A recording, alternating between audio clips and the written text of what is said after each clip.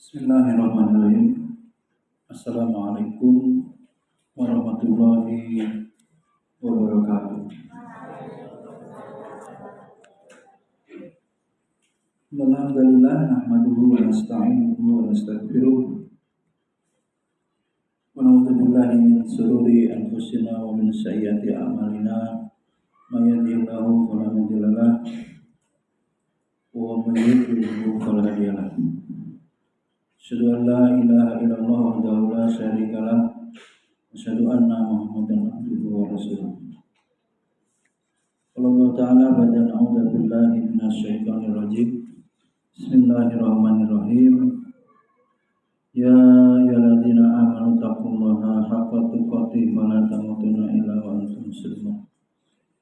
Qala Rasulullah sallallahu alaihi wasallam, takilah summa kunta wa asbi sayyi'atal hasanata tamhuha khaliqina sabihulukin hasanin. Moga puji dan syukur senantiasa kita panjatkan kepada Allah Subhanahu wa taala. Alhamdulillah pada pagi hari ini bisa bermajelis ilmu, ditambahkan Senin. Inilah akhir dari kelulusan, ditentukan pekan-pekan ini ujian demi ujian, sehingga perjuangan selama ini sampai sebelum mulai masuk sampai sebelum lulus ini penentunya bukan wisudanya ya. Kalau wisudanya itu sudah enggak apa-apa, tapi prosesnya setiap hari itu apa yang dialami santri, yang diperoleh pengalaman apa, itu yang wajib kita pastikan. Dapat apa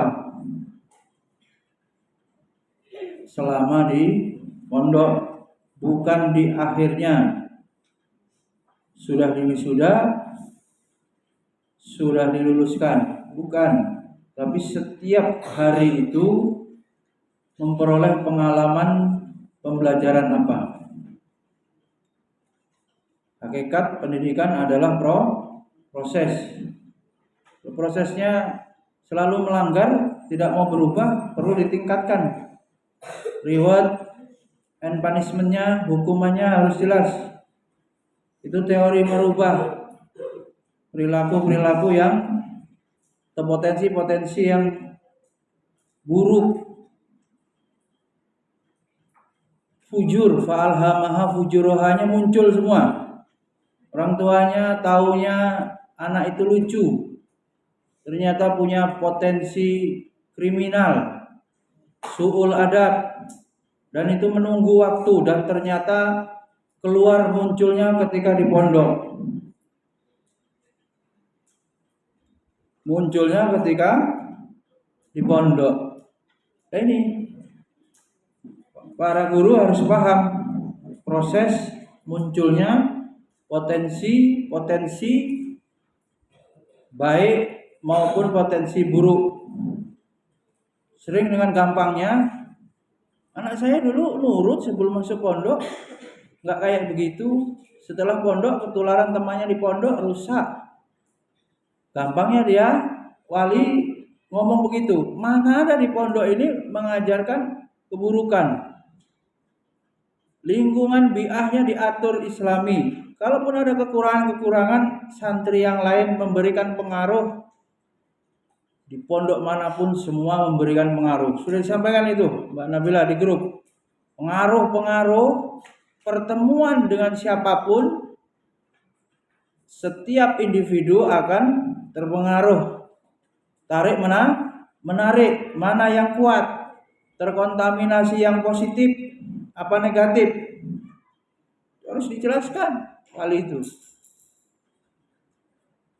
Semua peluang untuk baik maupun buruk sama.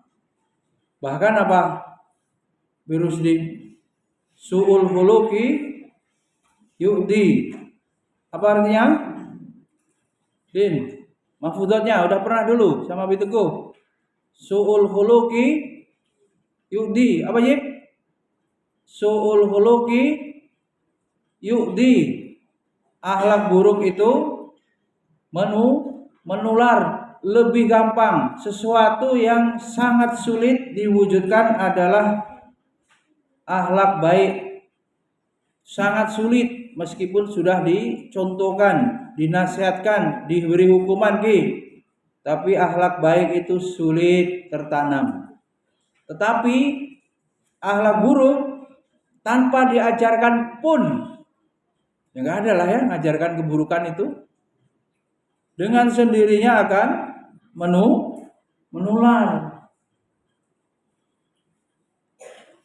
Semakin banyak dia bertemu dengan yang negatif dan tidak mampu membersihkan diri, tidak mampu menetralisir pengaruh-pengaruh itu,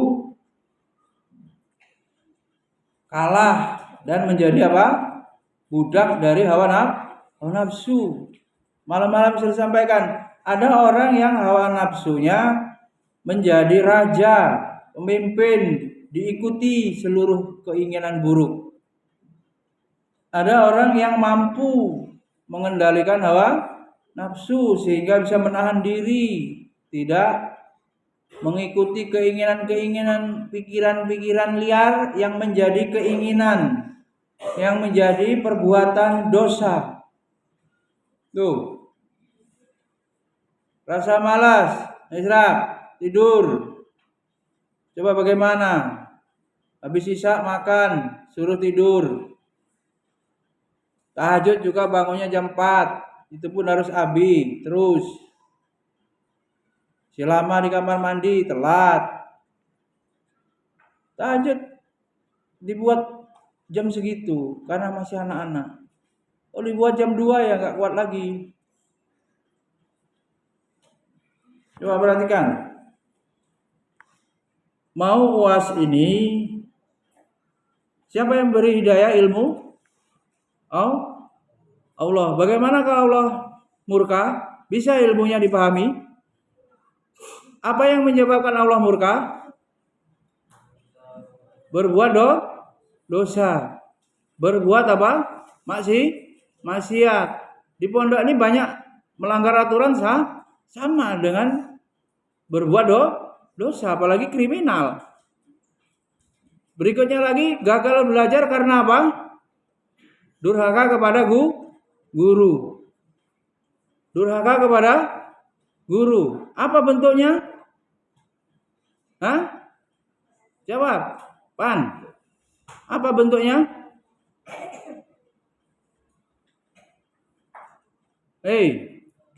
Apa bentuk durhaka kepada guru?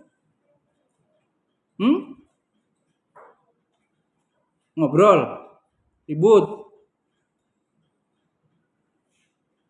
Semua peraturan yang dilanggar itu hakikatnya melanggar aturan pondok, itu hakikatnya durhaka kepada guru. Apalagi lebih jauh dari itu berbuat merugikan lingkungan, sampai manjat-manjat genteng tengah malam.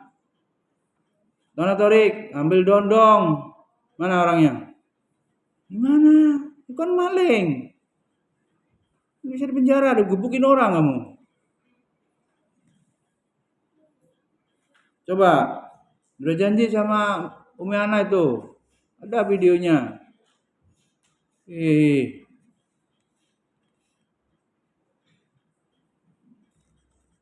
Dalam kitab Ta'lim Muta'alim, supaya antum belajar sukses, ini tobat juga guru-gurunya yang kuliahnya cuma mau nyari gelar untuk nyari makan. Tobat. Kalau Mikapa pernah ngomong, katanya pernah menangis setelah paham hakikat ilmu dalam kuliah, pernah disampaikan. Yang lain belum pernah ada yang ngomong. Ya. Perhatikan. Gurunya juga belum tentu benar. Kerja itu karena apa? Yang masih kuliah sekalian, kuliahnya untuk apa? Syekh Zarnuj memerintahkan agar sukses dalam belajar tulis. Yang kelas 1, kelas 2 nggak pernah habis marah, masih kecil dan memang nggak usah salah-salah. Jangan kayak anak pondok. Syekh Zarnuj berkata, dianjurkan kepada penuntut ilmu agar memperhatikan seluruh ilmu. Jangan dibeda-bedakan. Kalau ustadz gurunya yang ditakuti baru mau diperhatikan. Kalau gurunya, ustadznya dianggapnya gak wibawa atau ustadz muda, junior, gak dianggap. Itu Zaid sering nanya, siapa yang isi taklim? Maksudnya mau ngapa? Semua guru sama. Kalau kira-kira gurunya galak, baru mau nulis, mau serius. Kalau enggak, mau ribut. Itu Rizky apa yang ditulis, Ki? Apa tadi poinnya, Syekh Zarnuj? Dianjurkan, apa Jib? Memperhatikan, para penuntut ilmu memperhatikan seluruh ilmu. Ilmu. Enggak boleh apa? Beda-bedain gurunya siapa. Ilmu yang disampaikan terus harus dihormati yang sama. Maka kadang faktanya guru ini ribut di kelas, guru satunya enggak. Itu santrinya juga enggak nganggap guru. Kalau sudah diangkat jadi guru, penghormatannya sama. Melekat adab kepada guru itu sama. Jangan dibeda-bedakan. Kip, Nopal, kelas 4, sama guru itu. Guru ini galak, guru ini enggak. Bisa gampangan, bisa dilobi, bisa disogok kayak gini. Abi Adi pengasuh bisa disogok. Kasih jajan aja nanti kenyang tidur, kita bangun lagi ngobrol. Apa begitu? Pasti gagal. Dan hikmah. Hikmah ini apa? Pernah dibahas dulu. Walaqad ataina Luqmanal hikmah. Hikmah nih Mbak Ayu, kalau teori itu nggak ada, tapi Allah membisiki begini loh cara mengajari IPA, Arpan yang awal-awal sekolah kok gampang tantrum, galak, sekarang sudah lembut tuh. Diapain Mbak Ayu? Oh, dipuji dikit, oh dikasih hadiah dikit, oh didoakan oleh Mbak Ayu gurunya, jadilah dia Mbak Ayu itu berhasil dengan hikmah, tidak dengan apa teori apa nih Mbak Ana? Teori konseling apa? Mbak Ira teori apa itu biar desanya paham itu. Nanti itu disiapin tuh doa mustajabnya Umi Kapah sama yang lain, doain Fatih supaya damai. Doanya dibagi-bagi Umi Kapah belum bisa habis untuk ini. Allah pusing kira-kira kalau orang banyak amat permintaannya, pimpinan sekolah ini doain si Asraf biar gak berantem, Lutfi biar gak sakit, katanya tadi sakit. Tapi kalau bakar ikan sehat. Subuh tadi piket sakit. Pusing. Bagaimana? Sakitnya musim-musim. Berselisih jam bisa berubah. Doanya lagi habis untuk Najib, jebol ya Jib. Duitnya jebol Jib. Tim pemburunya nggak ada amunisinya, nggak diburu kamu. Habisnya habis uang. Kalau harus lembur, ngasih uang untuk ngejar Najib. Ya kalau nggak dikejar juga nggak mungkin. Dikejar nggak dikasih apa-apa juga. Saya nanti takut zolim, namanya lembur. Mau dibayar pakai apa? Lagi habis. Didoain, sudah kan nggak cukup, kan harus dikurung gitu.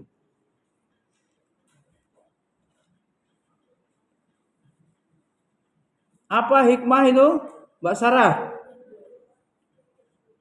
Jangan galak. Ini sudah dilaporin. Umi Sarah ini galak. Kamil nggak mau diajar Umi Sarah, galak. Kamilnya yang pengen guru yang lembut, apa memang gurunya yang betul-betul kegalakan untuk anak 4 tahun? Harus didalami dengan hikmah. Ya, harus dengan hikmah. Kemudian setelah hikmah apa? Santri harus takzim. Takzim apa? Ya juga, takzim apa juga? Menghormati. Kalau menghormati itu kalau diomongin berarti apa? Dibilang 6:30 ya 6:30. 6:30 jam 7 itu apa? Bagaimana itu? Setengah jam udah sampai Jakarta naik pesawat. Rizki namanya piket jam 5 sampai 5:30 ya piket. Jangan 5:30 masih belum piket, mau kapan?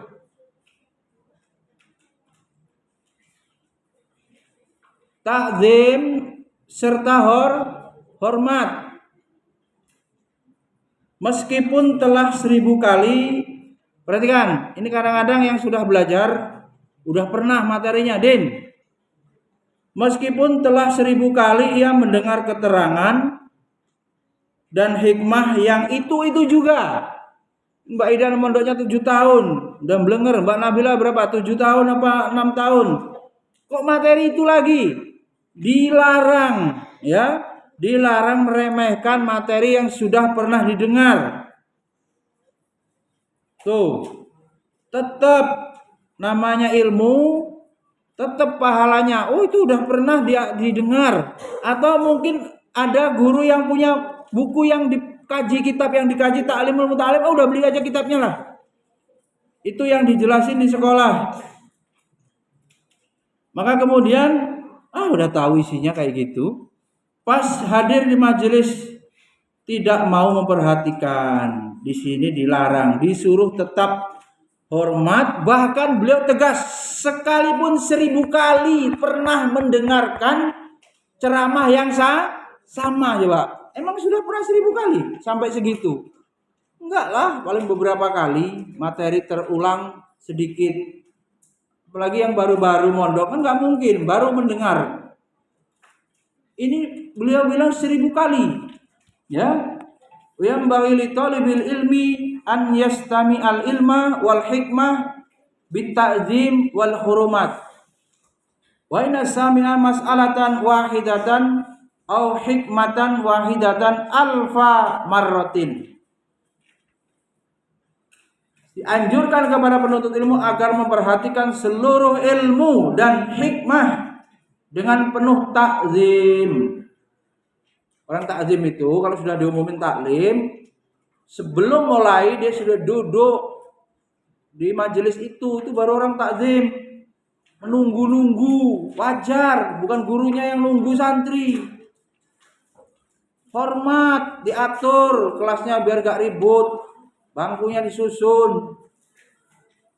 Sekalipun sudah pernah mendengar materi yang sama sampai 1000 kali, tetap saja harus menghormati.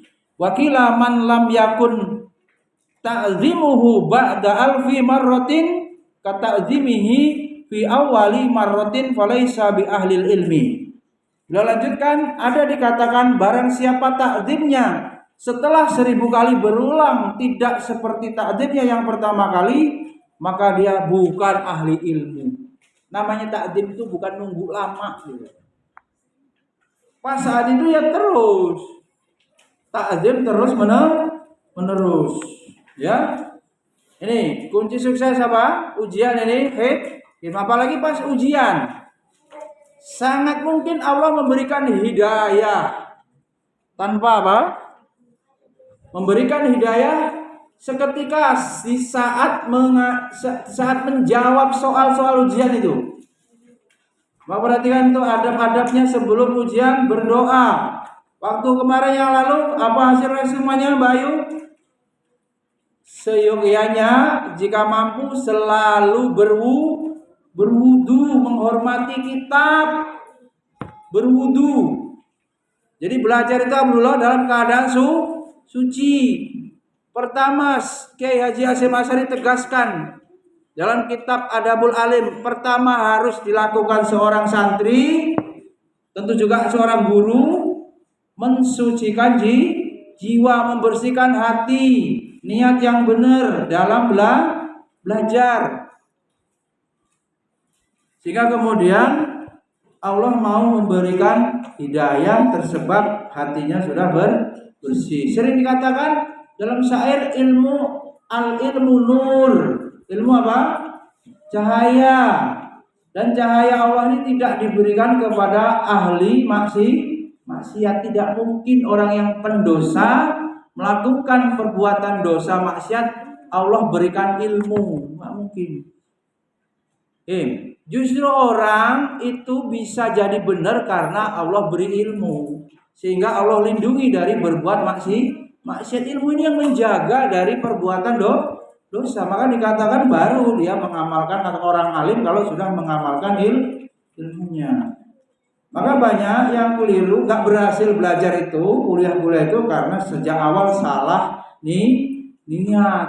Ingin memperoleh gelar, santri ingin memperoleh hadiah atau sebutan hafiskah atau juara-juara itu yang menyebabkannya.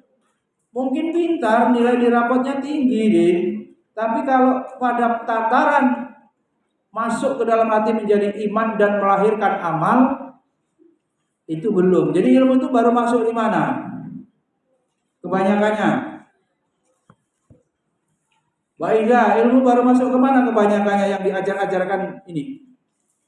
Kalau masuk ya, baru masuk ke dalam akal atau pikiran. Belum masuk kemana, Pak? Belum masuk ke dalam hati, belum menjadi iman. Yang iman itu belum dikatakan iman kalau belum melahirkan amal. Apa itu di motonya?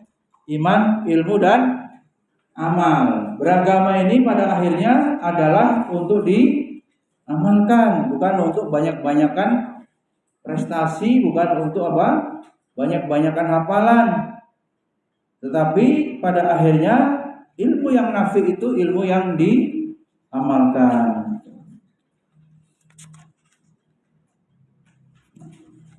Kemudian menghindari akhlak tercela.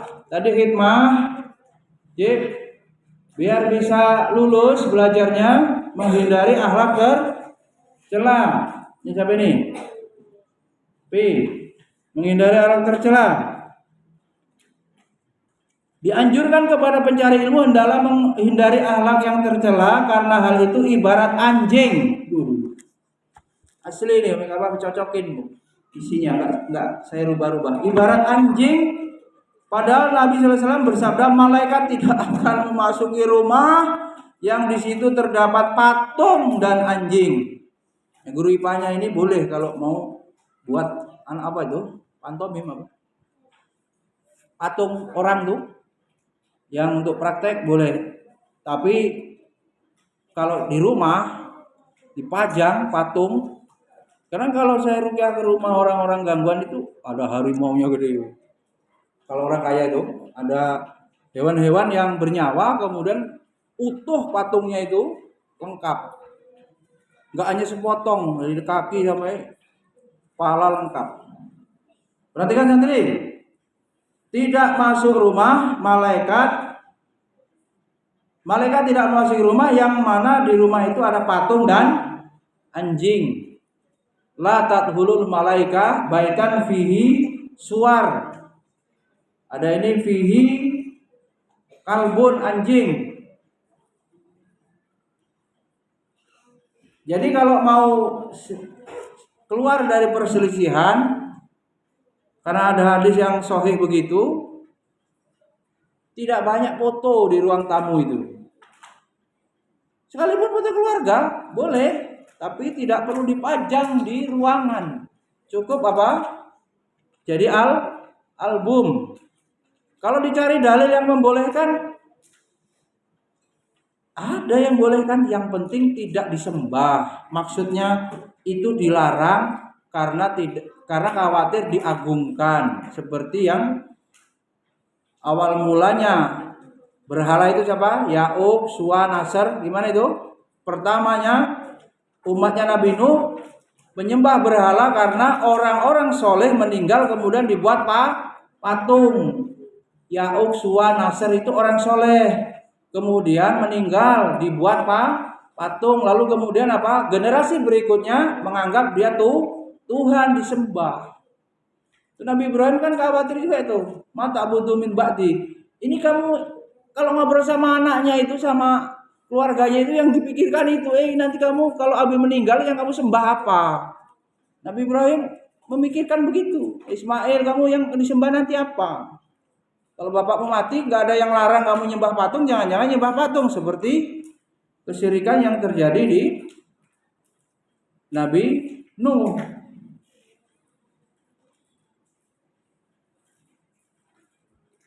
Alat-alat peraga kesehatan boleh untuk pendidikan. Di lab berarti ya. Ini tadi kan rumah. Rumah kan berarti ruang tamu, kamar, ruang tengah ya rumah itu. Di sini disebutkan rumah yang di dalamnya ada patung dan anjing. Sedang manusia belajar dengan perantaraan malah malaikat loh. Malaikat itu ada di ruangan-ruangan itu memberikan kedamaian, rahmat, ketentraman, mutmainnah. Nah, kalau ada anjing dan patung, malaikat tak mau. Kalau malaikat tak mau hadir, bisa saja jin, setan-setan yang senang hadir di rumah itu. Ya, Mi. Kenapa pas liburan Lebaran jadi ada jinnya, Mi? Hanya di rumahnya banyak benda-benda yang mengundang jin. Pas di rumah pindahlah itu, dari rumah pindah ke badan.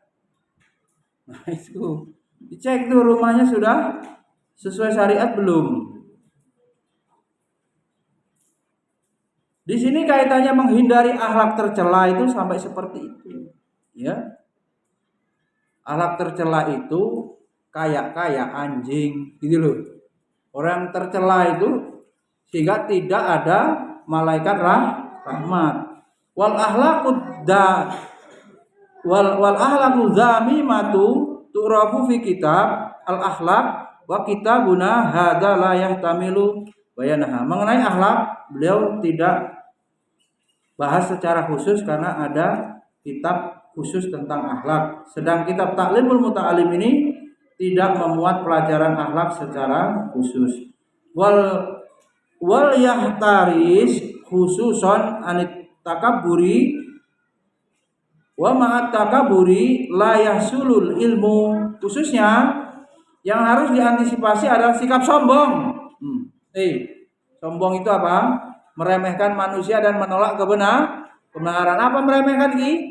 Guru sedang menjelaskan, kamu tidak pedulikan, kamu ribut, kamu ngobrol. Sombong. Guru ini. Abi ini.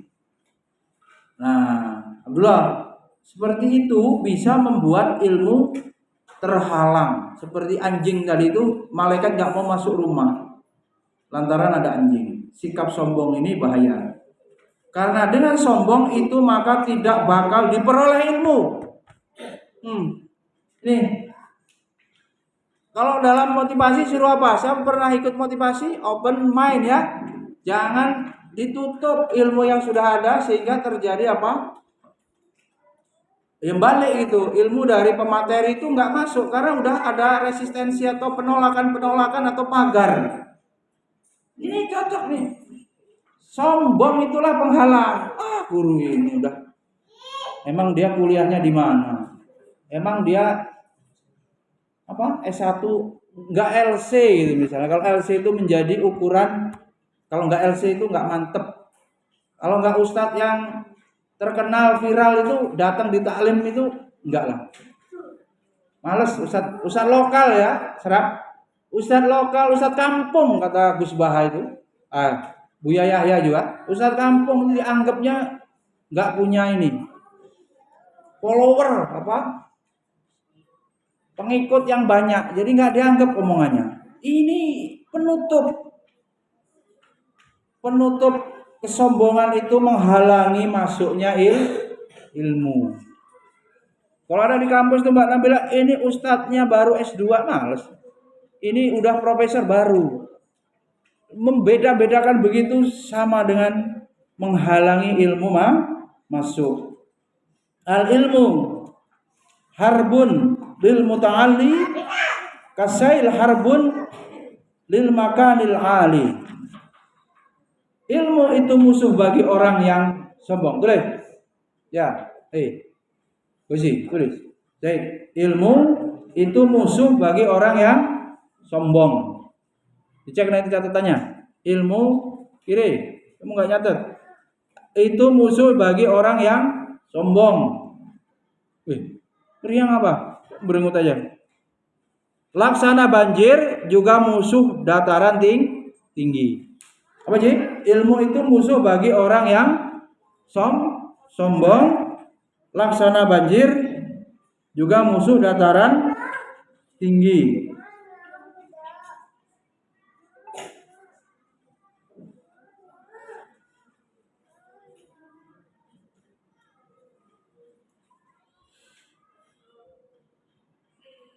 Hadirin Allah,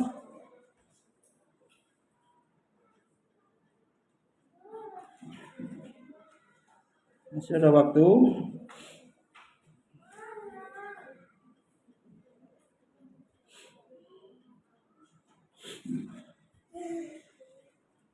Pasal berikutnya ketekunan. Ini perhatikan, tekun tekan tuh. Kontinuitas, istimrar, istiqomah dan minat. Ini Mbak Ana itu harusnya merinci minat itu berapa pengaruhnya dalam keberhasilan belajar. Mbak Ana yang kuliahnya BK. Minat. Kalau ditanya Mbak Ana, ini kelas berapa ini? Kelas 9 nih, Sopi suka. Mana Abdullah, Repan. Yang minatnya tinggi menuntut ilmu agama siapa Mbak Ana?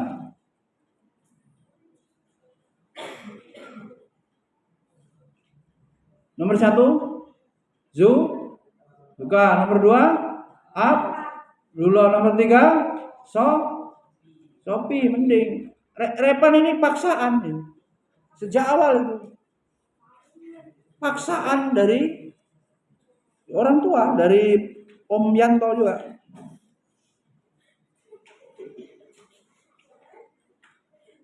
Iya, ya sudah.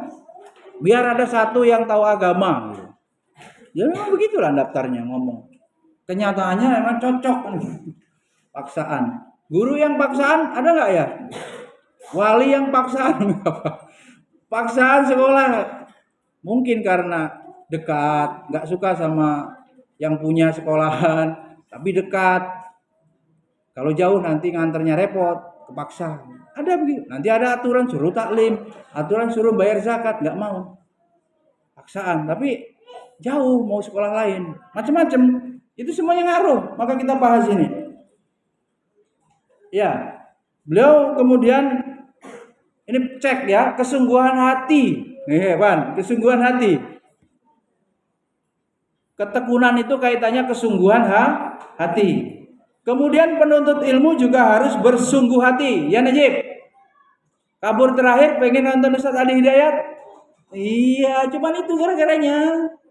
Sakila bilang mau hadir Ustaz Adi Hidayat, Bang Najib nggak diajak, nyusul lah Bang Najib. Ya, itulah masalahnya.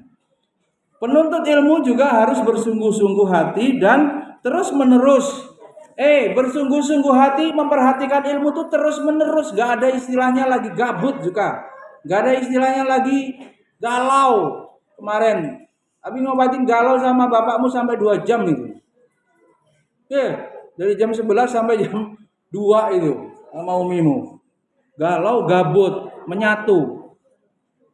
Konslet. Ya, seperti itulah petunjuk Allah dalam firman-Nya, dan mereka yang berjuang untuk mencari keridhaan, kami niscaya akan kami tunjukkan mereka kepada jalan kami.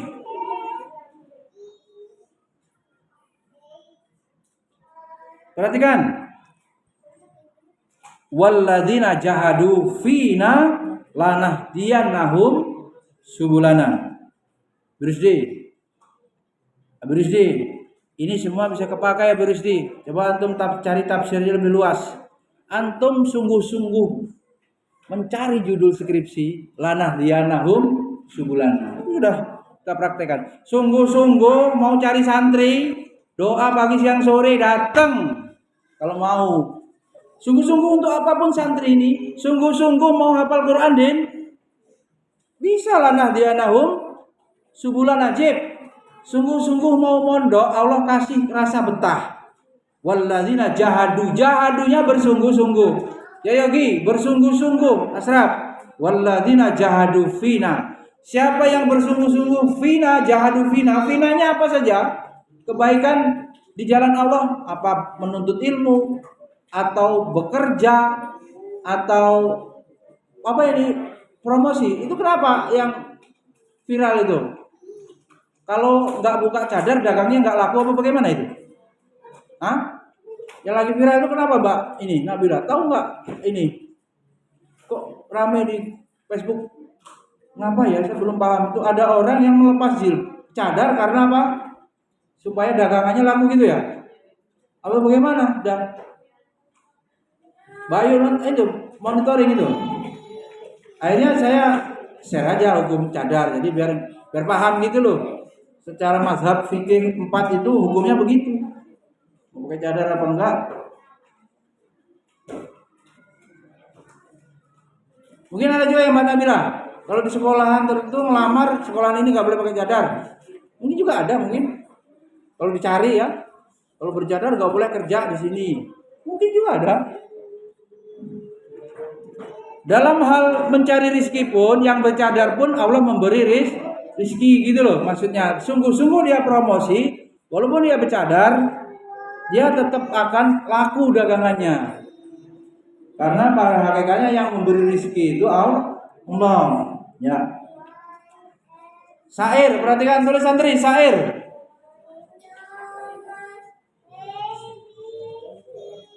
Syairnya ditulis tentang kesungguhan hati.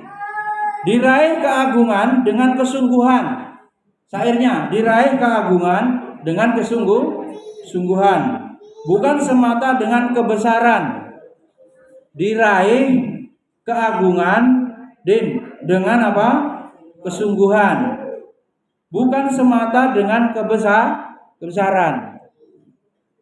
Bisakah keagungan didapat dengan kebesaran tanpa dengan semangat? Pertanyaan dari syair itu. Abi ulangi, bisakah keagungan didapat dengan kebesaran tanpa dengan semangat? Banyak hamba menyandang pangkat merdeka, banyak orang merdeka berpangkat hamba saya. Aduh, berat. Banyak hamba menyandang pangkat merdeka, banyak orang merdeka berpangkat hamba saya.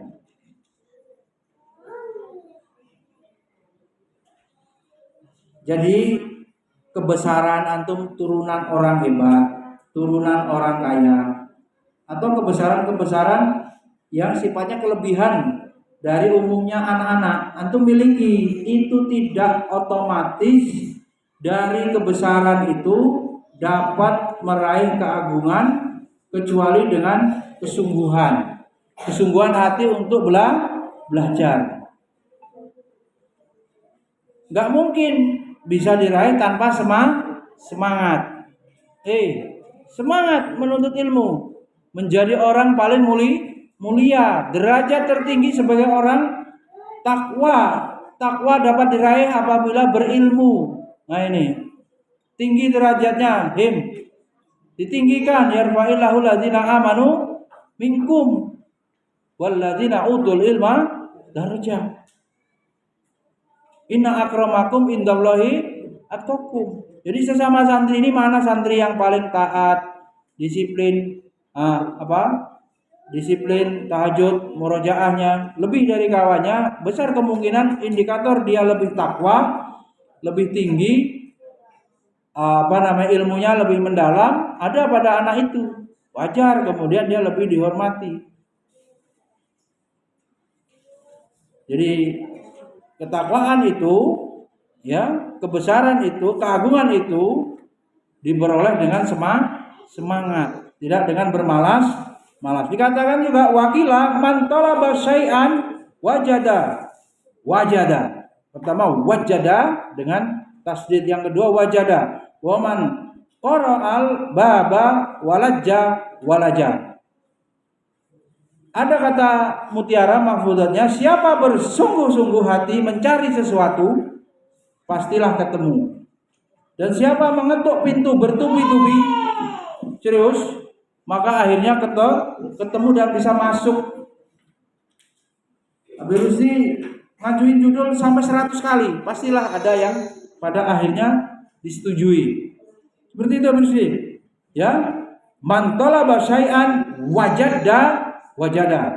Siapa yang mencari sesuatu dengan sungguh-sungguh ketemu, berhasil. Dan siapa yang mengetuk pintu bertubi-tubi karena dia sungguh-sungguh, salam terus, ketuk terus, dia berhasil memasuki. Wakila biqadri ma tata'alna tanaluma tatamanna. Dikatakan lagi, sejauh mana kepayahanmu, sejauh apa kesulitan, kepayahan, penderitaanmu dalam menuntut ilmu, maka sejauh itu pula peluang tercapai harapanmu. Din, mau selesai 30 juz? Jadi jawabannya seberapa sungguh-sungguh ketekunan, sampai dijelaskan semenderita apa, sepayah apa juga dalam murojaah, sepayah apa dalam ziyadah, sepayah apa Asraf dalam menahan kantuk untuk terus belajar. Asraf, sepayah apa Asraf menahan diri untuk tidak ngamuk apa emosi. Tuh, akhirnya bisa tenang dan belajar. Kemarin taruh di Uber taruh ya, banyak tingkah ojar sekalian. Kalau kena bonjok. Jadi tinggal sungguh-sungguhnya, maka kemudian keberhasilan, harapan, cita-citanya bisa tercapai. Wakila yuhtaju fit ta'alumi wat tafaquhi ila jiddi salasati. Perhatikan, muta'allimi wal ustadi wal adabi ingkana fil ahya. Dikatakan dalam urusan belajar ilmu diperlukan kesungguhan tiga-tiganya. Di guru juga nih. Bagaimana biar berhasil belajar? Siapa yang harus bersungguh-sungguh? Ada 3 pihak. Kata beliau, yang pertama santri pelajar itu sendiri. Ya. Yang kedua guru. Tulis. Yang ketiga orang tuanya. Aduh. Gimana ini Umi Kabah? Bapaknya ditulis di sini, ibunya kalau masih hidup termasuk yang harus tirakat itu. Kalau Syekh Kiai Imam Syekh itu tirakat, Gus Koyum. Bapak ibunya itu tirakat, sungguh-sungguh mikirin anaknya apa enggak. Dia bangun malam kemudian mendoakan anaknya supaya berhasil di pondoknya, supaya sekolahnya berhasil apa enggak. Ya Lutfi, 3 yang harus sungguh-sungguh. Apa tadi? Siapa? 1 santri. Yang kedua siapa? Guru. Nah, gurunya nggak punya greget itu. Asal selesai jam, mana hasilnya? Dihisap di akhirat nanti. Kalau yayasan nggak sempet ngecek akhirat urusannya. Apa itu sudah serius seberapa kesungguhan guru mengawal ketertibannya, mengawal apa yang ditulis santrinya, dicek. Jip, siapa yang harus sungguh-sungguh supaya belajarnya berhasil? Santri. 2 guru. Kalau gurunya nggak semangat, santrinya nggak semangat. Gurunya nggak ingin memberi lebih, nggak ingin lebih, yang pas-pas saja lah, sesuai silabus saja. Itu harus tuntas. Syukur kalau lebih apa yang dia miliki.